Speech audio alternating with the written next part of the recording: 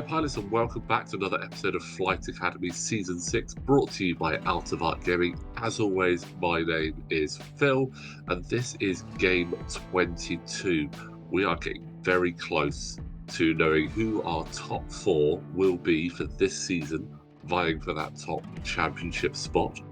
But joining me once again to go through this game with us, we have... The top 4 is James. Hey James, welcome back.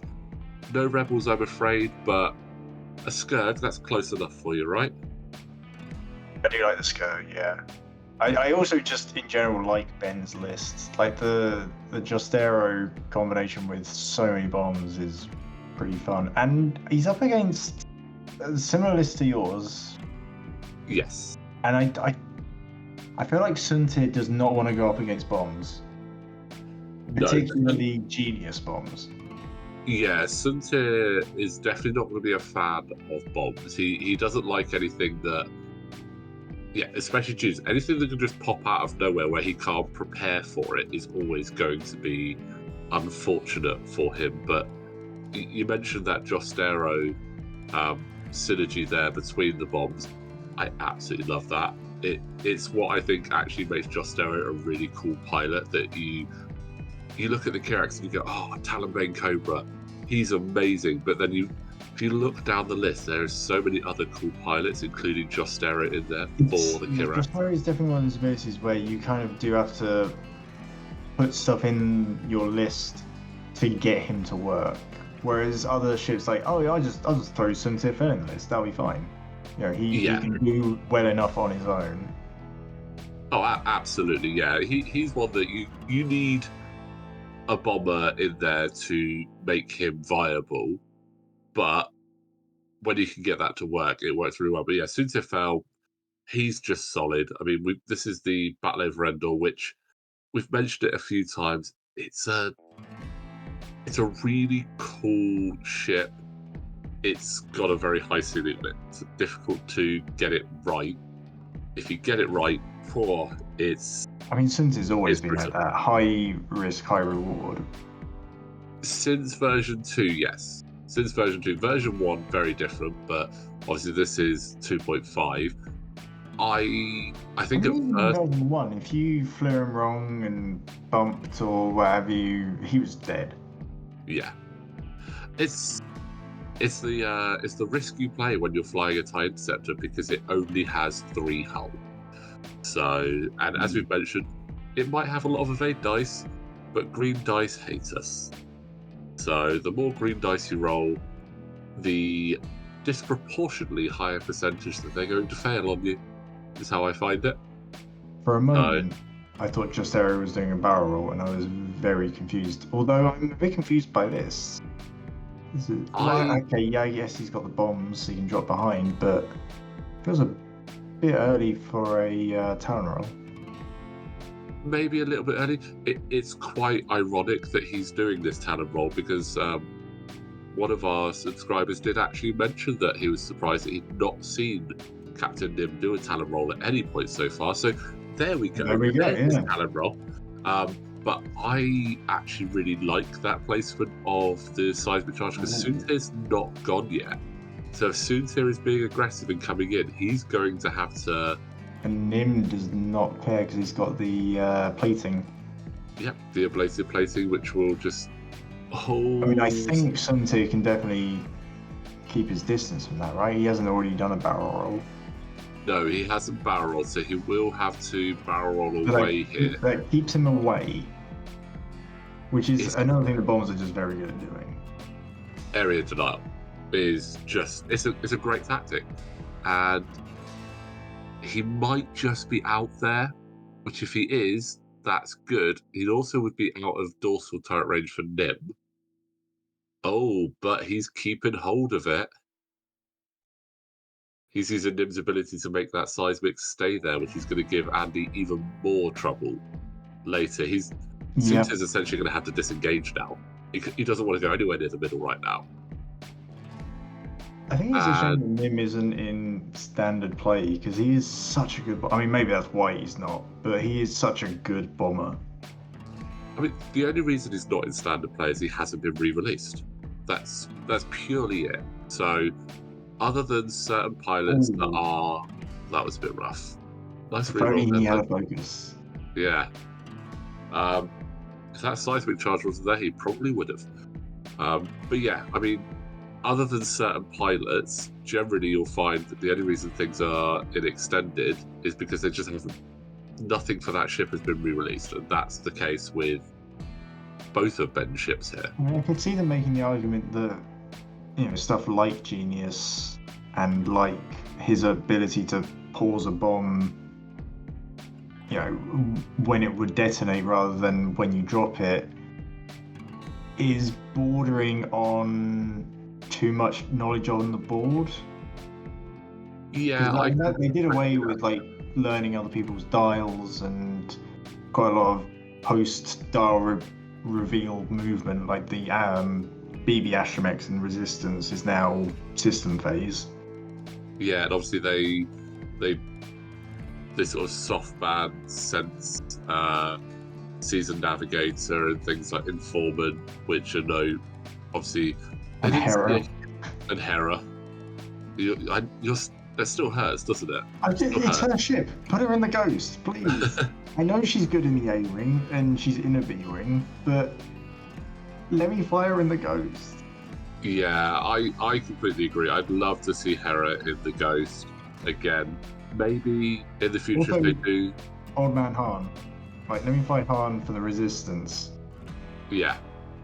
Maybe in Hot Shots and Aces 3 they might do new pilot. I was hoping for them in Hot Shots and Aces 2, but we're getting off topic. We've got Jostero barrel rolling in front of Suntir. Jostero might also get hit by that bomb if Nim decides to detonate it. Do you think Nim is just going to go straight over this cloud, though? I mean, it wouldn't surprise me if he does. He doesn't really have much other option. If he clears that cloud... Can you use the ablative plating on that, or is it only rocks? I believe he can use the ablative. I'm going to have a quick look. I can't remember exactly how ablative plating works. Before you would suffer damage from an obstacle or a friendly bomb detonating, you may spend one charge. The cloud wouldn't necessarily do damage, so probably not. No. So yeah, you can't avoid that. So he's taking the strain and one ion. Sure. The medium ship. There's not a lot of ion coming your way in this game anyway, so. True, and broken all locks. So, which was a little bit unfortunate because I'm pretty sure that Andy had actually locked him with Vermeil there, so that is a shame. But this is where I'm curious, what is Suntir doing? Suntir is bugging out. I always forget that going over a cloud does that with locks. Which I guess for a medium or a large base ship, doing that to remove a lock is actually a really good idea. It is one of those things that we used to forget it, and then one of the guys in store mentioned it, and we were like, oh, okay. And then now we're always like, no, you break locks. Interestingly as well, that we didn't realise, if a ship is on a gas cloud, it cannot be locked either. It has to clear the gas. If it's still on the gas cloud, it's not lockable, which is something we actually had in our game with Ben versus Josh. And that was brought up, we checked it, we're like, okay, we rolled that back, and it worked out really favourably for Josh, because he went from being like half health with crits to only losing a shield. So, but yeah, you've got to be careful. There are some little nuances in the rules there. Ooh, one shield off of Vermeil from that range 0 shot. Suntir has done Suntir things and avoided the bomb. Yes.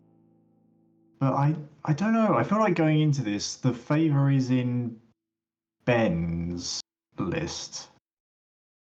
The Vader crew, I don't think is going to do enough to Nim's health pool and just Era's health pool, really. I mean, they're both pretty healthy ships. Yeah, I mean, with Nim, only one evade, so if he was to have Vermeil and Suntir picking on one ship at a time, that would be brilliant. That would work really well for him. Also, we are going to be losing an obstacle this turn. Oh no, that... Oh, that's a concussion.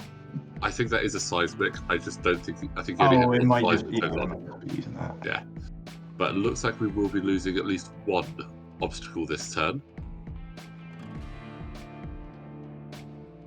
and I reckon we'll lose that gas cloud this turn because I think Ben will try to not do any damage onto Jostero.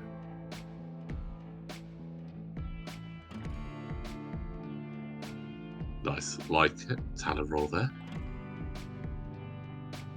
Not closer to Sincere. I mean, he's going to be zooming away, but do what you can. Yeah, I mean, Sincere's going to be zooming away, so why not turn yourself around now so that you can then start getting back into the fight sooner rather than later, to be honest. Aileron move there from Vermeil. Might be... That far in... it's the sloop. I think he is also just far enough away to avoid that cloud blowing up. I think you might be right, and if he has done that, that's some nice positioning there. Well, we know it's not a talon roll coming from him because he's stressed, so he's going that way, fair enough. Too hard, yeah, just get out of dodge. He's got himself out of arc. So, we're going into turn 5, and the only shots have really been Jostero taking a few pot shots at Suntir. Yeah, Jostero and Suntir have taken a pot shot at each other, and Vermeil and Nim have also taken a shot at each other. But Suntir is looking to get a bit more aggressive here. I feel like Andy is really trying to focus down Nim, which makes sense. He's worth 6 points rather than Jostero's 4, and he's a bigger target. Yeah, I think the placement of that first bomb, the one he's pointing to now, has really kind of put a thought in that plan and has delayed quite a lot. But I don't know that Ben's been able to really capitalize on sending Suntir all the way around. Yeah, but it looks like that did actually catch Vermeil there. Oh, nice. So, I do agree. I mean, obviously, I've played up against this list already of Ben's, and with my Reaper, I had Callus on there, so I was able to put a hunted token, and I immediately put it on Nim because Jostero is really good and can be quite scary, but Nim has just got so much going. Well, and if Nim's not on the board, there's far less chance of Jostero's ability happening. Yeah, it's more down to your own dumb flying at that point. Oh, some more damage going into Nim there. I didn't even think that was going to be an arc. Obviously, the angle of the camera does really throw that out a little bit. But that's half points on Nim, so that is a great start there, and no shots will be going back to Vermeil either. Points on the board. Right. It's been a much slower game compared to some of the other Flight Academy ones. There's been a lot more positioning. Yeah, I mean, we've had, sort of middle of the season, we had a couple of games that just glitched past. But yeah, this one's been a bit more jockeying for position, which, is quite nice. I mean, is there any point even rolling for Suntir? He's got so many dice and an evade token. Yeah. I mean, if you go by the letter of the rules, you still have to roll. Like, yeah. Just this sort of thing, it's like, yeah. I mean, the evade was absolutely the right choice for Suntir there. Well, that's the advantage of having an initiative 6. You go, right, well, I don't have any shots to take, and I can play it safe with an evade token. Yeah. Again, absolutely right. Initiative 6 do have that massive advantage, and that's why you end up paying more points for those ships. Oh, definitely. I mean, I usually go, right, I want to fly this ship. What's the highest initiative pilot, and how many points are they? Yeah. Whereas I tend to go towards the middle of the table. I like my I3s and I4s, but I like to get more ships in there. I don't mind the occasional 4, but most of the time 3 feels a bit low for me. Oh, jamming. Nice. It's a shame because I think Nim's going to get too far away, but jamming a ship is really good when you got Vader because then you can't spend the green token to not take damage. Is that the only ship that can take Vader and jam stuff?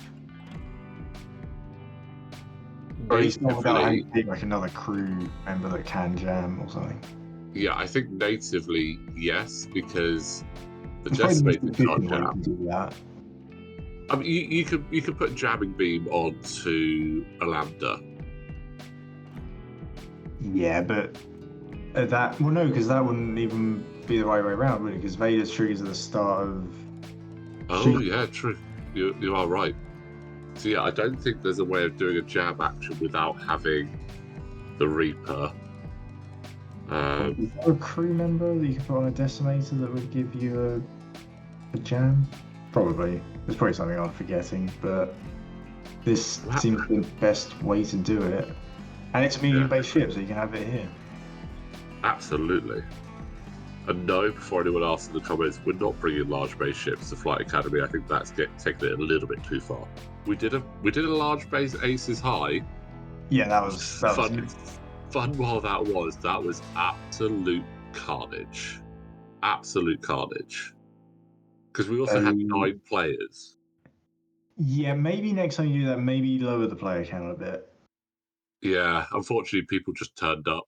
And everyone loves Aces High. You say Aces High with large bases, and you'll go, that sounds fun, I'm going to be there. So a sensible barrel roll from Cynthia. That bomb still has not blown up. I mean, I don't think there's any reason to blow up at this point. Yeah, that's what makes Nim such a good bomber. You can go, right, this thing is now a massive area that you don't want to go to. Meanwhile, I'm going to drop other bombs on your other ships. I mean, we did have a chat with Ben after this, and he said that he thought that maybe putting concussion bombs was the wrong idea because it meant he couldn't use Genius. So he did tweak this for another game that he was playing, and he had thermals on there instead, which works really well with Genius. Oh, that's a good shot. Yeah, I do think thermals are a very good bomb as well. They're one of my favourites. Hit crit. Despite all of these bombs, Nim is taking damage now. Yeah. And that crit is a fuel leak as well. I think they're looking for the critical token there, or... Oh, here we go. That is Suntir's ability to barrel roll or boost after making an attack. Could get him out of range. Is that the one? Or is that no, it's the ship ability. Oh, right, it's the one that's on the thing. It's Suntir's pilot ability in this one. I think I said it last time I was doing commentary with Suntir. It's like, there's so many unique abilities on the scenario ships. It's difficult to keep track of which ability is which one. Yeah, absolutely. Well, that barrel roll or boost after doing an attack is Suntir's pilot ability. He's got the sensitive control ship ability. Apex Predator allows him to reroll if he has higher initiative. And Nim is down. Nim is down. I mean, Andy has flown this very well. He's kept his distance from the bombs. Yeah. I mean, sure, Vermeil has taken some bombs, but Suntir hasn't. And he's picked his way through the health of Nim and got himself 6 points. Yeah, and to be honest, Vermeil is there to take those hits in Suntir's plays. Vermeil he's that shield with the spike. Yeah, I mean, if Ben was using mines instead of bombs, I'm sure Vermeil would just be flying through them to clear the path for Suntir. Absolutely. But yeah, I mean, Nim's not here, that bomb will go off. It will go off, so Ben does have to be aware of that. Suntir really just there is going to go either very fast or at a bit of angle, or both. It's either going to be a 3-bank or a 4-4. I feel like a 3-bank seems most likely. Oh, straight. Oh, 3 straight. Is that enough? I don't think it will be. Oh, that is close. I really don't. That might just happen. Yeah. See if Ben decides to do any repositioning. No, he takes the focus. Okay. He wants to see if he can get some damage in. He wants to. That's fair. I mean, this is definitely going to be the last round, so see if you can get. I mean, I guess overall at this point you need a kill, which would be maybe a miracle shot onto Sunzir. But even that wouldn't guarantee. That would only get 5 points because Sunzir's only 5. If you only get 5 points, but then a point on the overall. Absolutely, and you know what? I don't really foresee any way that Just Arrow is going to take out the 5 health on the male. No. He would have had to have hoped for Vermeil to somehow take damage without evading, and then get a bonus shot and his regular shot. Crazy crits. Although Sunzir is right there. Although he hasn't barreled, He did. He barrel rolled in the system. Oh, okay. So probably not going to get out of this fight. So he's thinking about the evade token, which seems sensible. I would just go with the focus. Oh no, he's trying. He's boosting. Oh, I know what he's going to try and do. So with Sunzir's ability, after you've done an attack, you may boost or barrel roll. It's not an action. That doesn't count as an action. So you can baby Annie. Shoot Just Arrow and boost past him. Yeah, so you could baby Annie double barrel roll. Okay. Or you can boost. It's all about that wording because it doesn't refer to it as an action. Yeah. You're not doing it twice. So he's going to shoot and then boost. And he's got no escape and Apex Predator, so he does have 2 rerolls. Which don't really do much. Disappointing attack, but very cool to see this little combo of abilities happening. This is something that really elevates his. He can only do that twice. So I mean, that's still very good. Yeah, it is very good. I did that against Ned in a full game, and whilst it was really good, it did also feel a little bit bad at the same time. But I was like, well, I don't want to lose Sunzir yet. You paid the points to have him. Yeah. And you're risking, do you have to land the hit to get the... No. No, okay. I guess potentially you move to a position where you don't have a shot. That could be a risk, but yeah, okay. Yeah. Or there's nowhere to reposition to. True. But that is half points on Vermeil.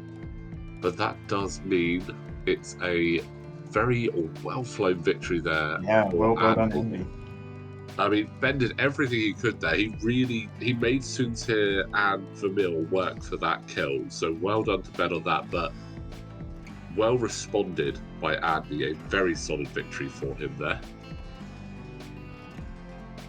James, I hope you enjoyed that matchup there. Yeah, that was very interesting to see both players try and get the right positioning. Yeah, it's lovely when you get one where it is a really nice back and forth between the two there.